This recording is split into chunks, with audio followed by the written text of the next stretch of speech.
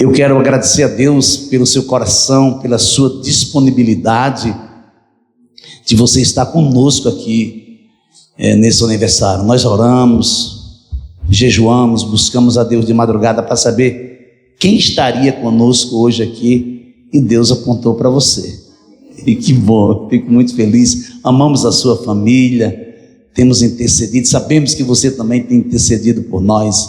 Que bom, tá? Você é muito precioso, você é por demais precioso. Coloca a sua mão para cá, vamos orar pelo homem de Deus. Querido Deus, amado Pai, em o nome de Jesus, aplica-se, Senhor, a tua vontade absoluta e soberana nesta noite. Que tu possa tomar o teu filho em tuas mãos e usá-lo de conformidade com a tua vontade, com os teus propósitos, com os teus desígnios, Senhor. Sabemos que tu estás aqui, Obrigado, Senhor. Obrigado, só temos a te agradecer por esta noite. Abençoa o teu filho em o nome de Jesus. Quem crê, diga amém. Amém. Glória a Deus. Saúde a igreja com a graça e a paz do Senhor, amém? Amém. Para mim é uma alegria ver o que Deus tem feito nesse lugar, e celebramos ao Senhor pelo cuidado de Deus.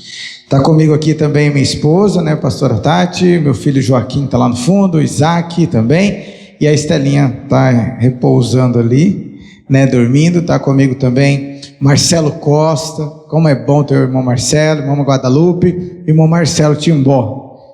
Toda essa equipe também, da equipe também da época do nosso amado irmão, o pastor Ronaldo, lá na igreja, né, e ver o cuidado de Deus, estarmos aqui presentes, ver o que Deus tem feito neste lugar, e nós celebramos ao Senhor pela ampliação, crescimento e avanço do reino de Deus, amém? Eu quero pedir para vocês 30 minutos, eu vou até colocar no cronômetro aqui, para a gente poder juntos partilharmos da palavra do Senhor, amém? Abra sua Bíblia, por favor, rapidamente. Traga um abraço da Igreja Batista da Graça também, um lugar onde nós temos buscado viver o cuidado de Deus, a graça de Deus, o sobrenatural do Senhor a cada vez, e Deus tem cuidado de nós de uma forma abençoadora, e tem sido precioso caminharmos na presença do Senhor. Queremos ver também o pastor Ronaldo e toda a família lá. No mês de dezembro nós teremos lá várias ministrações, irmãos, de todos aqueles irmãos que passaram pela igreja. É um tempo de gratidão, estamos fazendo ali, celebrando ao Senhor por mais um ano como igreja, e sabemos que tudo que temos vivenciado não é a realidade do trabalho de um, mas é o trabalho de muitos que Deus usou como instrumento e ainda estão lá trabalhando para a glória de Deus, e outros que Deus comissionou, direcionou, enviou e projetou para vivenciar o reino de Deus em outros lugares. E o reino de Deus é bom assim, né? O Senhor Jesus vai dizer: sereis minhas testemunhas, tanto em Jerusalém, Judeia, Samaria, até os confins da terra. A Bíblia diz que a igreja estava reunida, e o Senhor falou: separa para mim Paulo, separa para mim esses meus filhos para anunciar o reino de Deus. Então a gente vivencia esse tempo de ampliação, crescimento e avanço do reino, e a gente quer celebrar e saber que foi um tempo de Deus precioso. Tê-los lá e poder estar junto faz toda a diferença para a glória de Deus, amém? Abra sua Bíblia em Lucas, quem abriu diga amém. Lucas capítulo 8, versículo 15. Eu só quero começar com esse texto. Nós vamos partilhar desse texto. Esse texto é o texto base aqui da igreja. Lucas capítulo 8, versículo 15, é o texto que está aqui no banner, aqui, ó. Lucas capítulo 8, versículo 15. Como é bom celebrar o Senhor. Se você achou, olha para o lado direito e esquerdo, vê se alguém não achou, ajuda quem está perto, e juntos a gente pode celebrar o nome do Senhor Jesus. Muito obrigado, pastora, que Deus abençoe cada dia mais em nome de Jesus. Lucas capítulo 8, versículo 15, amém? Amém. Vou ligar meu cronômetro aqui, ó. Pronto, vamos lá.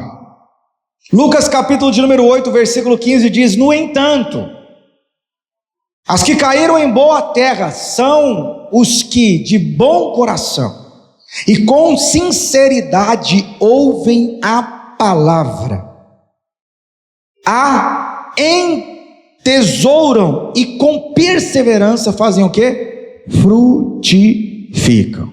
Olha esse texto, o mesmo texto na Bíblia, a mensagem diz assim: mas as que caíram em boa terra são as que com coração bom e generoso ouvem a palavra, retêm e dão fruto com perseverança. Obrigado, Senhor, pela tua palavra, obrigado, Deus, pelo teu cuidado, obrigado, Senhor, pela tua misericórdia, e nós somos em tudo necessitados de ti. Direciona-nos, Paizinho querido, segundo o teu propósito.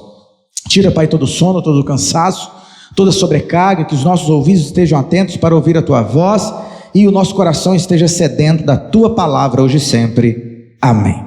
Então esse tempo de frutificação é um tempo de vivermos essa realidade. Nós estamos aqui é porque a palavra do Senhor foi semeada ao nosso coração.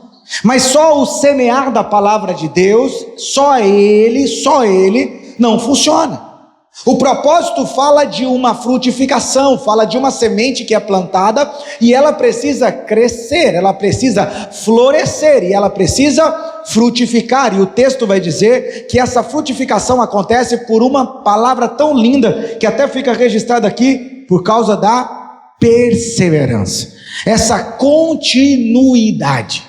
A realidade de sabermos que sementes vão cair pelo caminho, sementes vão cair em terras espinhosas, sementes vão cair em meio aos pedregais, mas sementes vão cair em terra boa. E essa semente que cai em terra boa, ela precisa crescer, ela precisa vivenciar essa realidade de frutificação. Então toque quem está do seu lado aí, dá uma balançada nele e fala assim: você é terra boa, você é terra de frutificação.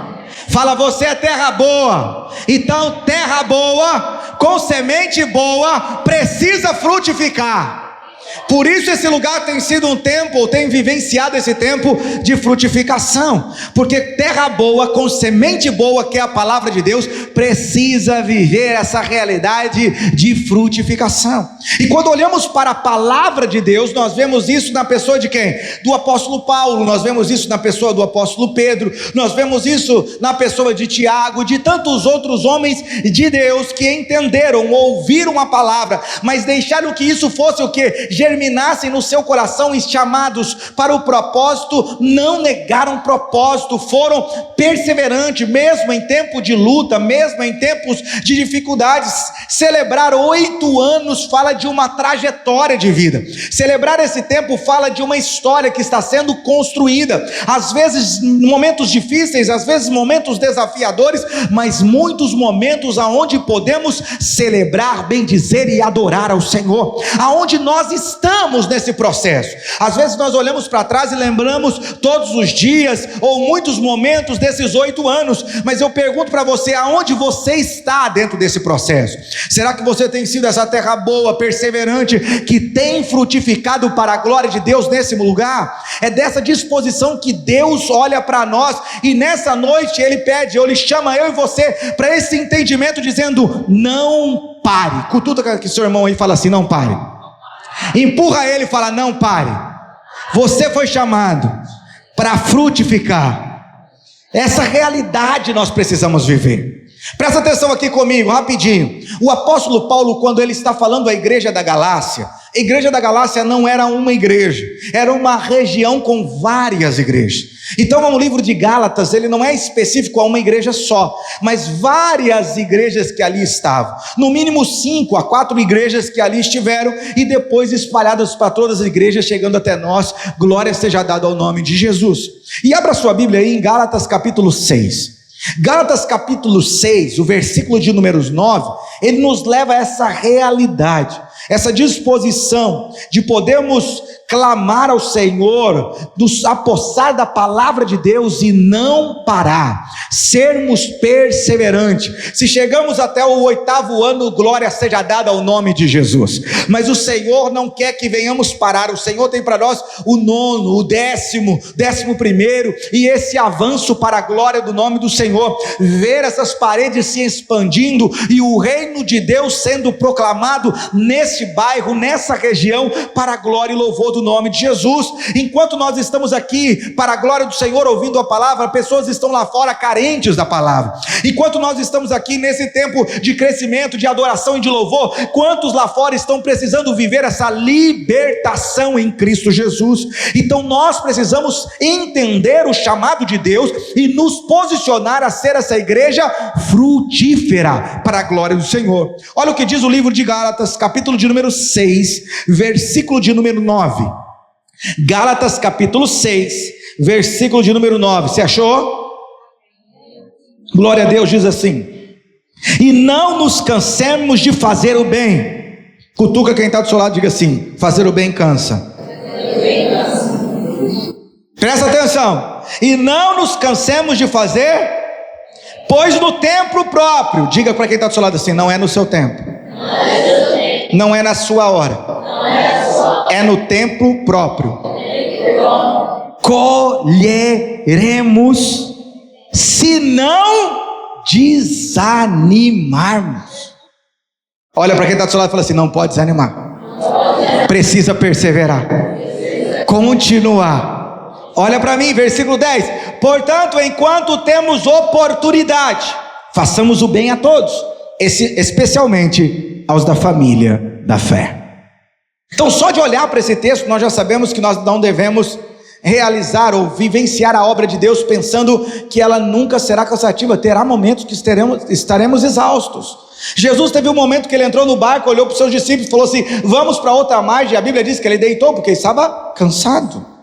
Existe o momento do descanso, mas o cansaço não pode ser uma justificativa para que você e eu, nós não venhamos fazer o que Deus nos chamou para fazer. Mesmo cansados, continuamos, mesmo sobrecarregados, continuamos, mas nós precisamos entender que o reino de Deus é muito maior, nós precisamos viver com intensidade o chamado de Deus. Ele está dizendo: portanto, enquanto temos oportunidade, nós temos tido, para a glória de Deus, muita oportunidade. Sabe o que eu aprendo com esse texto? Primeira coisa: seja perseverante no processo, seja contínuo, seja perseverante. Irmãos, ao longo do caminho, muitos deixaram, muitos pararam, muitos não prosseguiram, e viver essa realidade de perseverança, para viver essa frutificação, fala dessa continuidade, mesmo aos desafios, mesmo às dificuldades. E essa não é uma realidade que Paulo está dizendo só à igreja da Galácia.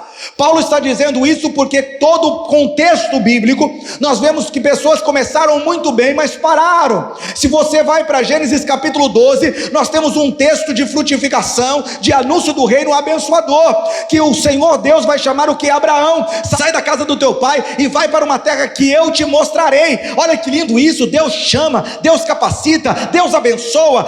Esse homem vai ser uma bênção. Mas se olharmos para Gênesis capítulo 11, o capítulo anterior, nós vamos ver que o pai de Abraão, Tera, esse homem vai sair de Ur dos Caldeus e vai levar toda a sua casa. Ele chama a sua família, ele chama os seus filhos, ele chama as suas noras, ele pega todo mundo para ir em direção a Canaã. Mas no meio do caminho, ou no momento do caminho, ele para, ele desiste, ele não avança, ele não dá continuidade. E quantas das vezes no meio do caminho nós paramos, nós não continuamos, buscamos às vezes alguma justificativa para não prosseguir. Mas entenda uma coisa: você nasceu com um propósito, e o propósito de Deus para a sua vida é frutificação. Você está localizado em um propósito, aquela casa não está ali alheia, você foi colocado naquela vizinhança com um propósito de frutificação. Você está num trabalho com um propósito, e naquele lugar Deus te chamou para frutificar. Em todos os lugares aonde Deus te coloca não para ser alguém que vive só um momento. Deus está te colocando para você poder construir raízes profundas e vivenciar os propósitos e os sonhos de Deus.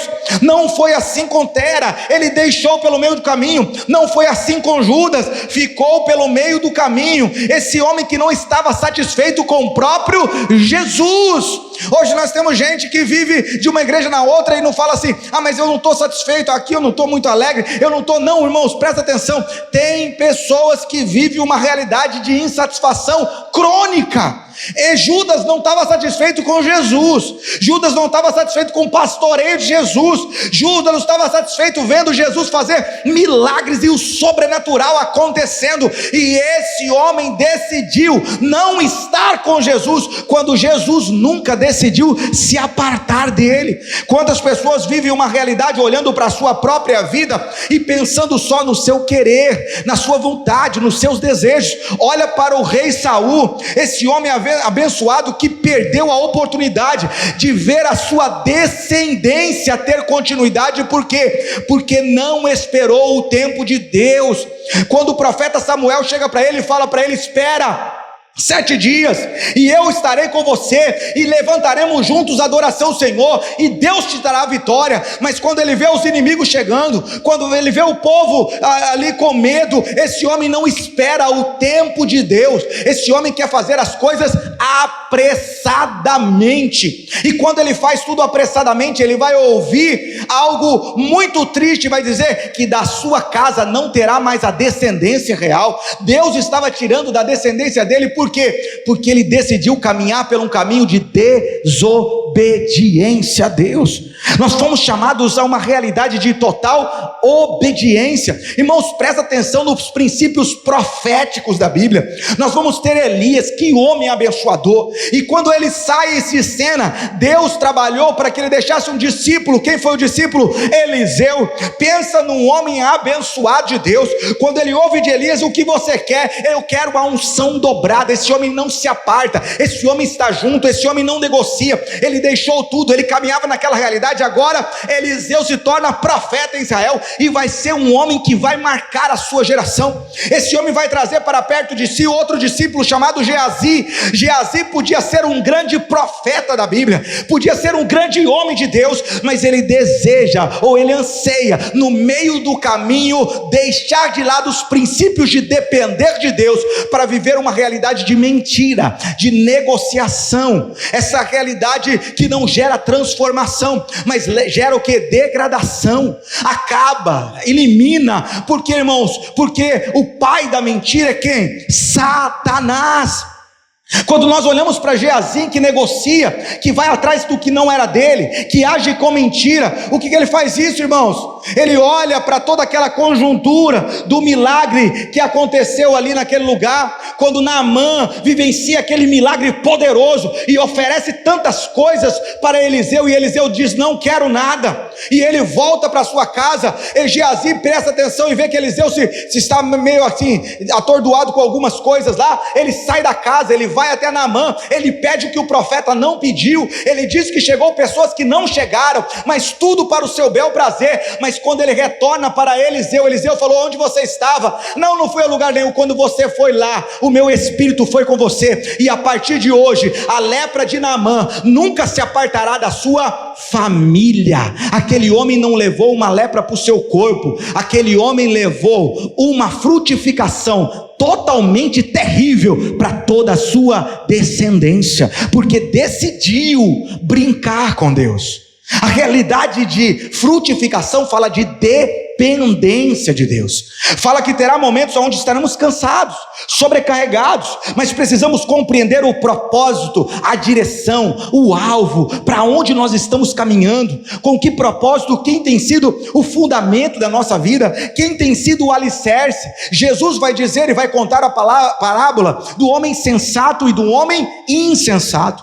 O homem sensato é o homem que edificou a sua casa sobre a rocha. Vieram as chuvas, vieram os ventos, deram com ímpeto. O que é isso, irmão? Deram com força contra aquela casa, mas a Bíblia diz que ela não caiu. Por quê? Porque ela estava edificada sobre a rocha. E quem é um homem sensato? O homem que edificou a sua casa sobre a areia. Vieram os ventos, vieram as chuvas, deram com ímpeto contra aquela casa, e aquela casa caiu, e foi grande a sua queda. A casa que estava alicerçada sobre a rocha, veio o vento? Veio. Veio tempestade? Veio. Vieram com muita força? Sim. Mas o que fez a diferença? Estar alicerçado na rocha. E às vezes vivemos uma vida onde não queremos as tempestades, não queremos as dificuldades, não queremos as batalhas, não queremos as lutas, mas Jesus vai dizer para mim e para você: ei, meu filho, no mundo tereis aflições, mas tende bom ânimo, eu venci o mundo. Aonde está a nossa fé? Aonde está a nossa esperança? Aonde estão as nossas convicções? Provérbios capítulo 4, versículo 25 ao 27 diz: olhem sempre para a frente, mantenha os olhos fixos no que está diante de você, considere a vereda que os seus pés tomam, sejam firmes em todos os seus caminhos, não se desvie nem para a direita nem para a esquerda, afaste os seus pés da maldade. A realidade de dizer: seja constante, perseverante no processo da frutificação. Mas será que nós somos, ou de vez em quando vivemos uma realidade de total desânimo, esfriamento? Será que nós somos alguém constante? Nós vivemos essa realidade de uma montanha russa. Uma hora estamos em cima, outra hora estamos embaixo, uma hora estamos felizes, outra hora estamos meio paralisados. Uma hora dizemos: pastor, conte comigo, essa igreja vai avançar. E tem hora que fala assim: não conte muito comigo não, eu estou muito cansado, está muito difícil. Não, precisamos viver uma constância. Precisamos viver esse crescimento, precisamos viver essa maturidade que Deus nos chama a crescer. Hebreus capítulo 10, versículo 39 diz: nós, porém, não somos dos que retrocedem e são destruídos, mas dos que creem e são salvos. Essa realidade de salvação, de transformação, caminharmos firmes no Senhor. Sabe a segunda coisa que eu aprendo? A dor faz parte do crescimento. Há um tempo atrás, meu filho estava sentindo dor nos joelhos. Meu filho mais velho, e eu fui levar ele no médico. Minha esposa estava muito preocupada: será que está acontecendo com esse menino? O que ele está vivendo? E eu falei: meu Deus do céu, o que foi esse menino está acontecendo, né? E aí levamos ele no médico. O médico falou assim: essa dor é aqui, essa dor é ali. Deu toda uma explicação e falou assim: se eu apertar aqui e ele mexer o joelho, essa dor é a dor do crescimento. Mas se eu apertar aqui na frente, aonde está a rótula do joelho, ele não sentir dor nenhuma, então o problema dele é o quê? Continuar crescendo. O problema dele é que ele está crescendo. Essa dor não tem solução. Daqui a pouco passa, mas isso faz parte, isso é bom, isso é um sinal que ele está em crescimento. E o médico foi até ele, pegou na rótula do joelho, nada aconteceu. Ele falou: agora se eu tocar. Quando ele tocou, ele disse: e ele falou: então você está com uma dor muito boa, que é a dor do crescimento. Isso faz parte, seus ossos estão crescendo, estão se ajustando, estão se alinhando, tudo aí, e toda a junção do joelho, tudo isso, e aí às vezes vai gerar alguma coisa, mas fique firme, vai dar certo. Hoje ele já não tem mais muito essa dor. Então vivenciar essa realidade faz parte do processo. No processo de crescimento, de avanço, nós vamos vivenciar dores, perdas, dificuldades. Mas quem gosta de dor? Quem gosta disso? Mas quando olhamos para Jesus e falamos: não, o meu Senhor é comigo, o meu Redentor é comigo, eu creio no cuidado de Deus, eu sei, e eu creio nisso. Mas quando olhamos para Jesus, nós vemos que no processo de restauração, de transformação e de salvação minha e sua, ele passou pela dor dos açoites, ele passou pela dor de ser acusado injustamente, ele passou pela dor dos pregos, ele passou pela dor da lança que foi colocada ao seu lado. Ele passou por dores, mas ele venceu esse processo e pode vivenciar essa realidade de transformação, de vitória, e dizer: eu venci a morte, o preço foi pago, está consumado. A realidade de dizer: vocês têm acesso a uma novidade de vida, porque alguém passou por dores. E às vezes queremos viver uma realidade de vida onde os desafios não são presentes. Essa realidade de vida onde muitas vezes eu falo: não, eu paro porque dói, eu paro porque estou cansado. Irmãos, presta atenção. Quando as pessoas estudam para um concurso público, faça uma pergunta para ela no período que ela está estudando: como desafiador é ver pessoas indo para a festa e ela não indo, ver pessoas passeando e ela não está passeando, ela está estudando, ela está se dedicando, ela está empenhando. Enquanto as pessoas estão vindo a última série, o último filme, pessoas estão indo para o cinema, ela está ali dedicada naquele tempo de estudar o português, o inglês e todas as matérias que são necessárias. Mas fale com essa mesma pessoa após o seu nome ser aprovado, pergunte para ela quanto valeu a pena a dor, o desafio, a entrega, quanto valeu a pena esse momento, e ela pode dizer: valeu a pena, quanto isso foi importante. Pergunte a um atleta sobre o cansaço, a exaustão. Em todo esse processo de se preparar 1, 2, 3, 4, 5, 6, 7, às vezes 10 anos se preparando, treinando, levantando todos os dias, indo até o máximo do seu desempenho físico para chegar em uma Olimpíada e ter ali poucos segundos para empenhar o seu melhor. Pergunte a esse atleta no processo, ele vai dizer: é cansativo, é exaustivo, tem dia que eu penso em desistir. Mas depois que ele estiver no pódio com a medalha, pergunta para ele: e Ele vai te dizer: valeu a pena cada dia, valeu a pena cada esforço, valeu a pena cada dedicação, valeu a pena cada momento. Pergunte a uma mãe se o desafio de criar, educar o filho ou uma filha não é algo às vezes desafiador. Quantas vezes a mãe tem que falar 1,5 milhão de vezes e estar preparada para no próximo dia mais 1,5 milhão de vezes falar a mesma coisa?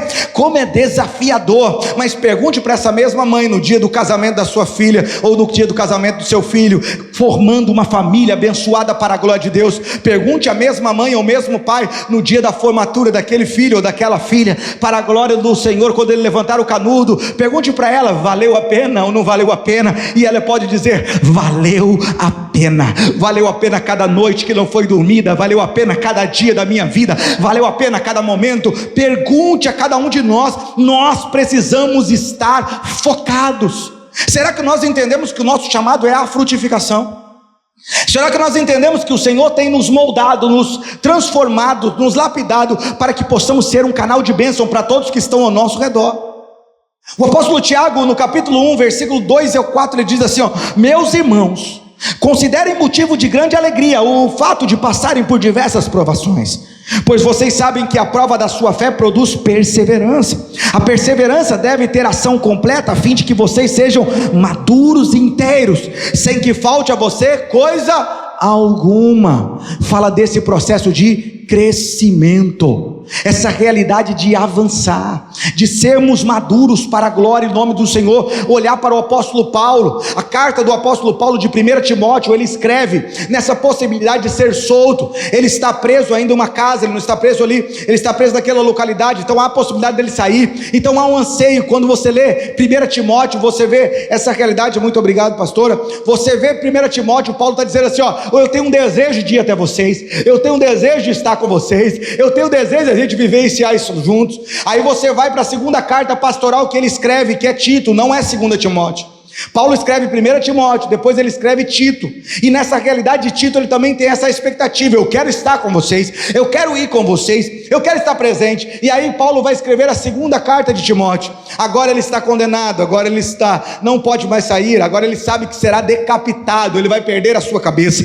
Mas esse homem vai escrever uma carta de encorajamento, de alinhamento, de propósito a Timóteo e à igreja. E no final ele vai dizer: eu combati o bom combate. Ele não está dizendo que o combate foi delicioso. Ele não está dizendo que entrar nas cidades e ser açoitado foi bom. Ele não está dizendo que vivenciar a realidade de prisões foi maravilhoso, que lugar precioso. Ele não está dizendo nada disso. Ele está dizendo do privilégio de servir ao Senhor, mesmo tendo que passar por açoites, mesmo tendo que passar por prisões, mesmo tendo que passar por lutas, mesmo tendo que passar por tantos desafios. Ele está dizendo: eu combati um bom combate. Ele está falando: levar a palavra de Deus é um bem precioso, anunciar as boas novas de Cristo é maravilhoso, viver todos os dias em perseverança, na realidade de uma frutificação, dessa realidade de proclamação do reino de Deus, faz toda a diferença. Ele vai dizer: combati o bom combate, eu completei a carreira. Ele está dizendo: eu fui até o fim. Quando alguns param pelo meio do caminho, quando alguns estão buscando justificativas para justificar o injustificável, porque fomos chamados para sermos o que? Proclamadores do reino de Deus, e qualquer outra paralisia não tem justificativa. Ele está dizendo: combati o bom combate, eu completei a carreira. Ele está dizendo: eu fui até o fim, eu vim até o fim, eu estou até o fim. Ele está dizendo: eu estou condenado, mas eu estou continuando a escrever, a encorajar, a fortalecer vocês a continuarem no processo. Ele está dizendo: os fins dos meus dias já estão indo embora, mas vocês ainda continuem firmes, proclamando, bendizendo e adorando ao nome do Senhor.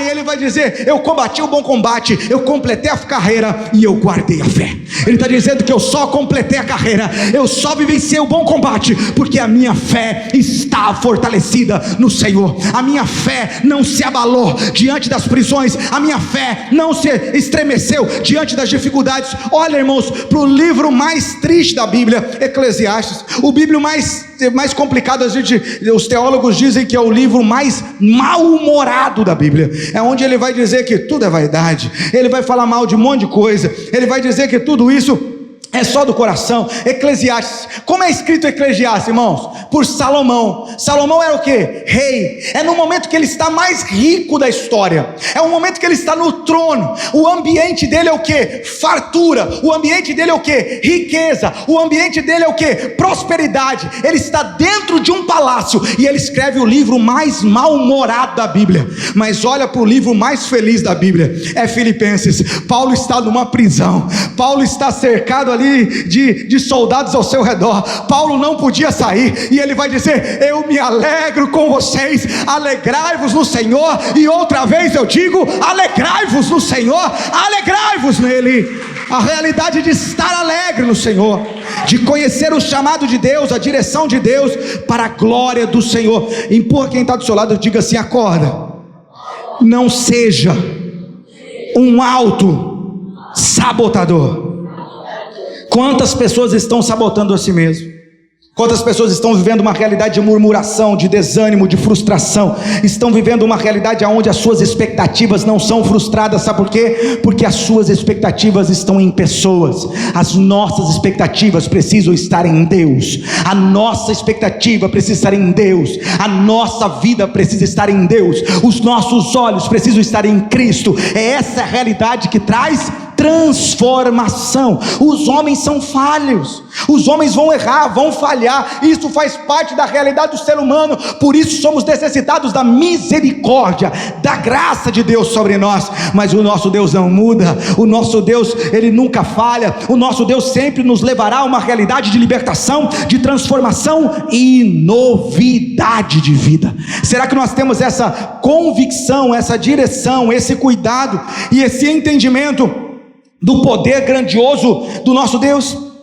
Essa realidade que o salmista, no Salmo de número 144, ele vai dizer com toda alegria e gratidão. Olha que lindo essa declaração. O salmista Davi diz assim: bendito seja o Senhor minha rocha, que adestra as minhas mãos para a guerra, meus dedos para a batalha. Ele é meu aliado e minha fortaleza, meu protetor, e meu junto dele me abrigo. Ele me obtém os povos, ele me submete os povos. O Senhor, o que é o homem para dele tomares conhecimento, ou o filho do homem para que por ele te interesses? O homem é semelhante a um sopro, seus dias são como sombra que passam. Senhor, inclina os céus e desce, toca os montes para que fumeguem, fulmina os raios e dispersa os inimigos, arremessa tuas flechas e faze-os debandar. Estende daí do alto a tua mão, salva-me e livra-me das grandes águas da mão desses estrangeiros. Quem é o seu Deus? Qual a força desse Deus? Qual é a soberania desse Deus? Qual é o cuidado desse Deus? Nós precisamos ter consciência de quem é Deus, do zelo de Deus, do cuidado de Deus, da graça de Deus e da soberania de Deus. Essa realidade de dizermos: Ele é Senhor sobre nós, Ele é Rei sobre as nossas vidas, Ele é glorioso para conosco todos os dias. Terceira coisa que eu aprendo nesse texto: o tempo precisa ser respeitado. Olha para quem está do seu lado e diga assim: não é no seu tempo. Diga para quem está do seu lado assim: não adianta ser ansioso, você precisa ser dependente. Presta atenção comigo rapidão para a gente concluir. A ansiedade, ela é uma sequestradora perigosa. A ansiedade, ela te tira do tempo presente, ela te coloca ansioso por algo que nem aconteceu, ela te leva a um amanhã que você não está, e ela sequestra você, ela te tira da realidade de viver o hoje. Quantas pessoas estão tão ansiosas pela realidade que os seus filhos podem viver amanhã, que ainda não se colocaram à disposição para viver hoje com seus filhos, ouvi-los hoje, amá-los hoje, caminhar com eles hoje, ensiná-los hoje. Quantas pessoas dentro do casamento estão tão ansiosas por coisas que podem vir amanhã, mas não sabem se virão, que deixou de desfrutar do casamento hoje. Quantas pessoas vêm ao culto, celebrar ao Senhor, adorar ao nome de Jesus, mas estão tão ansiosas com o que vão comer depois do culto, ou com o problema que tem que resolver amanhã, ou com uma uma situação que só segunda-feira você vai resolver, e nem sabe se vai ser problema ou não é, mas você não entendeu que Deus te colocou nesse lugar, para te dar alimento, estratégia, direcionamento, e esse Deus todo-poderoso, ao qual você muitas das vezes não sabe muita coisa, Ele sabe de todas as coisas, Ele está no controle de todas as coisas, Ele direciona a sua vida, e tem prazer a te levar a essa realidade, de pensar na dificuldade e na luta, mas ver a mão de Deus colocada naquele lugar, e ver o sobrenatural aconteceu, e você pode dizer, foi o Senhor que fez, foi o Senhor que agiu, foi o Senhor que libertou, foi o Senhor que transformou, porque eu nem sabia o que eu ia fazer. Será que nós somos assim? A ansiedade tem afligido todos nós. Hoje no mundo são mais de 1 bilhão de pessoas ansiosas, e o mesmo tanto de pessoas oprimidas ou depressivas. E nós precisamos vivenciar essa realidade, ou saber que nós fomos chamados para vivenciar uma realidade de dependência de Deus. Por isso o Senhor vai dizer, ei, não fiquem ansiosos por coisa alguma, não fiquem ansiosos, haja uma realidade de dependência em nós. Ao Salmo 91, aquele que habita no esconderijo do Altíssimo, a sombra do Todo-Poderoso descansará, porque Ele é meu Deus. Olha o Salmo 23, irmão, o Senhor é o meu pastor e nada me faltará. O texto original diz, o Senhor é meu pastor e nele eu não tenho falta de nada. Pode me faltar a alegria, pode me faltar a força, pode me faltar o alimento, pode me faltar o recurso, mas Ele nunca me faltará. Ele estará presente no dia da luta, no dia da aflição, no dia da sobrecarga, e Ele me sustentará, Ele me levanta, Ele me sustenta, Ele cuida de mim em cada detalhe. É a presença, é o cuidado e é o zelo de Deus. Isso fala de uma vida na presença do Senhor. Saber que o tempo que você está vivendo hoje, ele é precioso, ele é necessário. E às vezes nós queremos velocidade na trajetória, mas nós não queremos excelência. A realidade, irmão, não é chegar rápido, é chegar e chegar bem. A realidade não é correr. A Bíblia diz que nós precisamos, o apóstolo Paulo fala assim, eu não dou soco no vento, e eu não corro sem propósito. Ele está dizendo, existe um propósito, precisa existir uma direção. Fala de uma continuidade. Maratona, irmãos, não é sobre quem chega mais rápido, maratona é quem aguenta mais. Chega mais rápido, nós estamos falando de tiros de 100 metros, de 200 metros, mas quando a gente vê a maratona, o cara começa naquele ritmo dele, e ele é contínuo, e ele vai embora, e ele vai passando alguns saem correndo desesperado, mas no meio do caminho já não aguentam mais, não tem força, e aquele que começou naquele ritmo, ele continua, ele permanece, ele contínuo, ele vai ganhando posições, e ele vai chegando até o propósito, ou o alvo, o fim da trajetória. Nós fomos chamados não para começar bem, nós fomos chamados para começar bem, permanecer bem e terminar bem. Isso fala de perseverar no Senhor, ser contínuo. Olha para Jó capítulo 8 versículo 9, diz, pois nós nascemos ontem e não sabemos nada, nossos dias da terra não passam de uma sombra. Irmãos, hoje existe, amanhã não existe mais. Irmão, quem gosta de banana aqui, da fruta banana? Quem gosta de banana verde? Abriu uma banana verde e comer. Qual que é a diferença da banana verde para a banana madura? Diga comigo, tempo. Só tempo. Qual a diferença da manga madura para a manga verde? Diga comigo, tempo. Às vezes nós estamos tão ansiosos que não queremos esperar o tempo. Mas a manga verde, comida, ela tem um sabor estranho, tem? Mas a mesma manga que você esperar ela amadurecer, ela vai ter um sabor doce. Mas você precisa esperar Olha para quem está ao seu lado e fala assim, saiba esperar. Saiba esperar. O segredo, irmãos, é esperar no Senhor. Saber que a nossa vida precisa disso. Se queremos viver algo sobrenatural de Deus, nós precisamos saber esperar.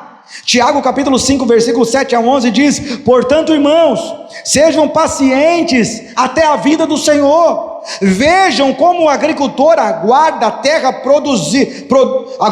que a terra produza a preciosa colheita, e como espera com paciência até virem as chuvas de outono e da primavera. Sejam também pacientes e fortaleçam o seu coração, pois a vida do Senhor está próxima. Irmãos, não se queixem uns dos outros, para que não sejam julgados.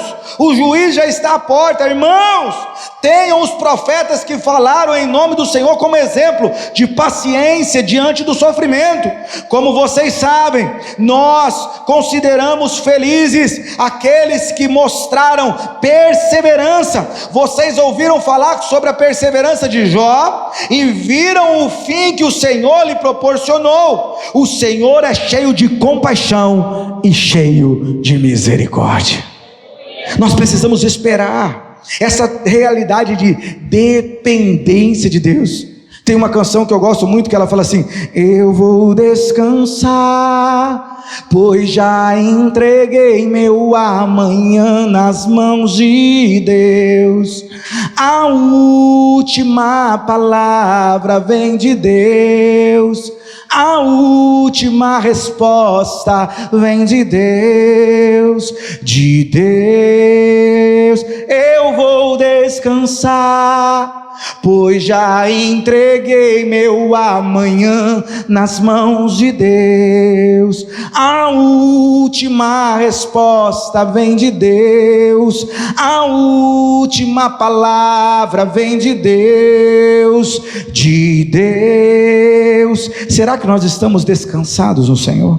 Essa realidade não de paralisia, de descansados numa rede esperando o Senhor voltar, não, de sermos contínuos no trabalho do reino, de sermos contínuos no anúncio e proclamando as boas novas de Cristo, de sermos contínuos mesmo em meio às batalhas, mesmo em meio às lutas, mesmo em meio às aflições, mesmo em meio aos desafios, celebrando esses momentos de 8 anos, de 9 anos, de 10 anos, mas sendo contínuos, olhando para fora e dizendo: Senhor, nós precisamos ver o teu reino mais e mais, nós queremos ver mais pessoas rendidas aos seus pés, nós queremos ver a nossa família na tua presença, nós queremos ver o sobrenatural de Deus agindo nesse bairro, nós queremos ver o mover de Deus, mas não é a partir do pastor, não é a partir do irmão fulano, não é a partir do evangelista, não é a partir do diácono, não é a partir do missionário, mas é a partir da minha vida, é a partir da minha casa, é a partir da minha família, é a partir da minha sede e a minha busca de Deus todos os dias.